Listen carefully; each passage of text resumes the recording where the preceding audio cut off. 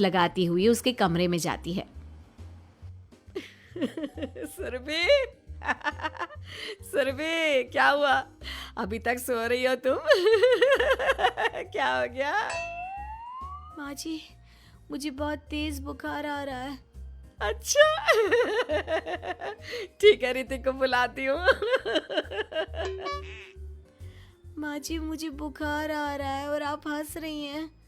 अरे नहीं बहू, मैं कहाँ हंस रही हूँ।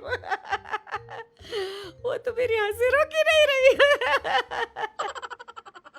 माँ जी, जब आपकी तबीयत खराब होती है तो मैं आपका कितना ख्याल रखती हूँ और आप मुझ पर हंस रही हो।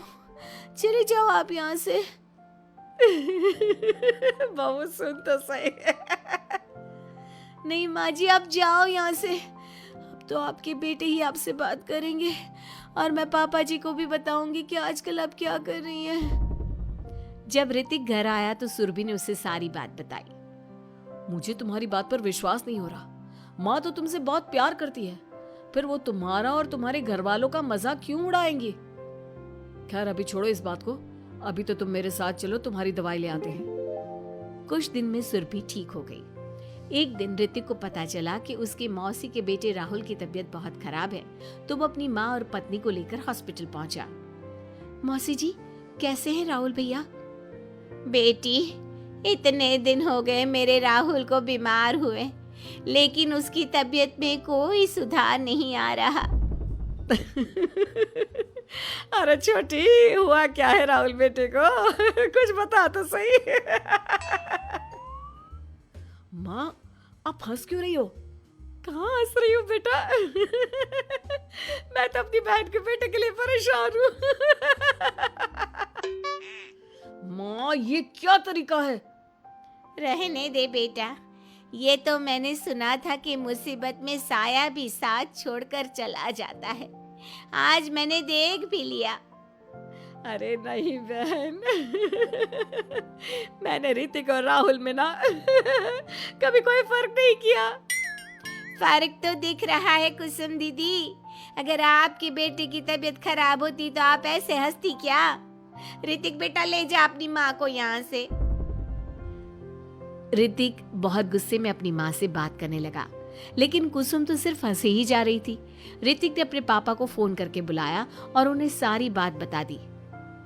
बेटा, तेरी माँ तो अपने घर वालों से बहुत प्यार करती है और वो बहुत समझदार है।